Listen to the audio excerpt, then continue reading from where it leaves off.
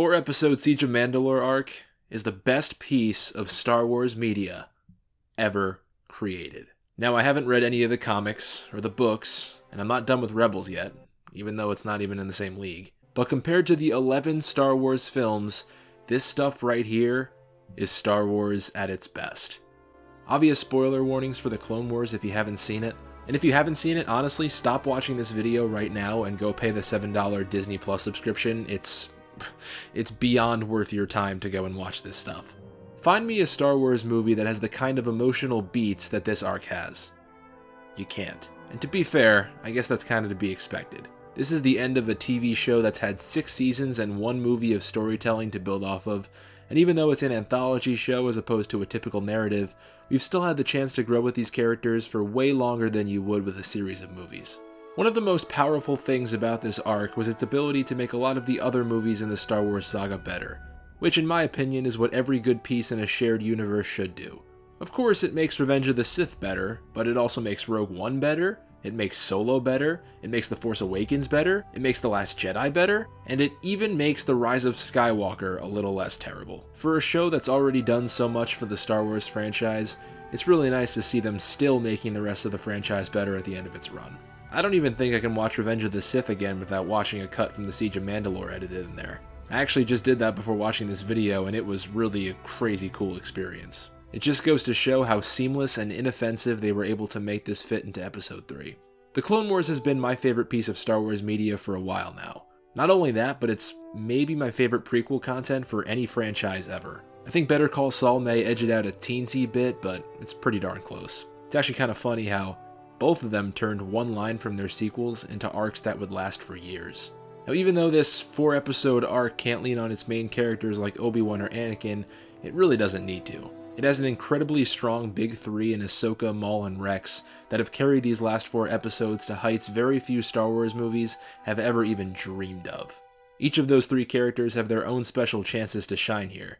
The great Maul moment as he's trying to get Ahsoka to join him in the throne room of Mandalore is just as much a moment of Sam Witwer's as it is for Maul. Too late for what? The Republic to fall? It already has, and you just can't see it.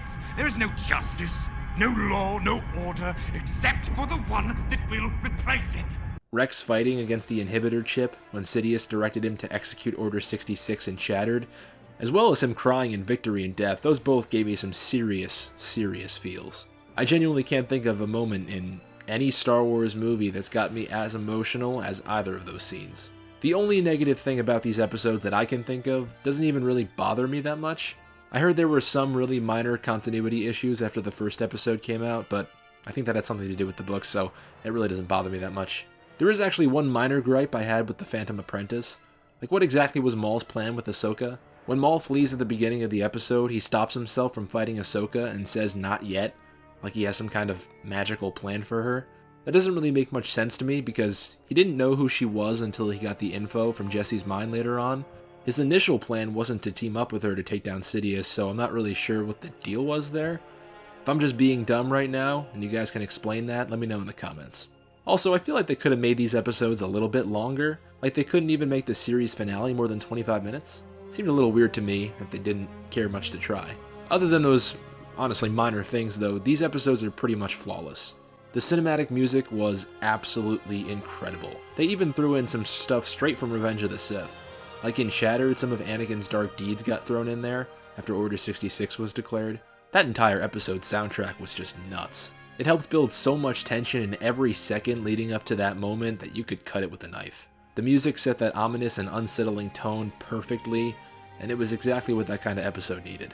Now, ranking these episodes would be tough, since they're all so good. The Phantom Apprentice was the best one. The tie-ins with Obi-Wan, Maul vs. Ahsoka, it was all just top-notch. That last scene with Maul, though, might be the most bone-chilling scene for me to watch in this entire franchise. You're all going to burn! We're all going to die!